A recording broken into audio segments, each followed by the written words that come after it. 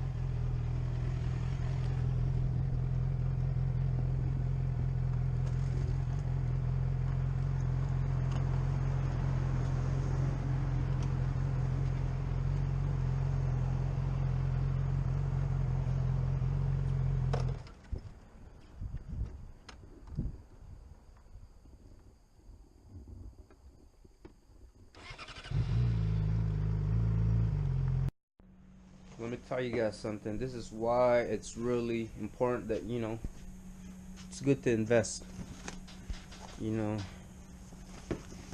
Invest in gear,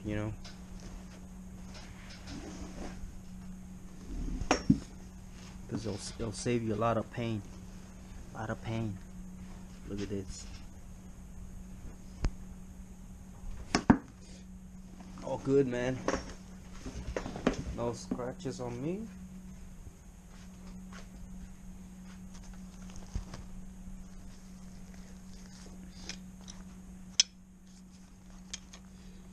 Gloves held up pretty well too.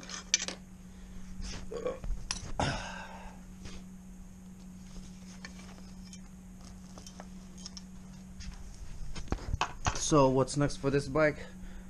Right now I'm looking at the armor bodies.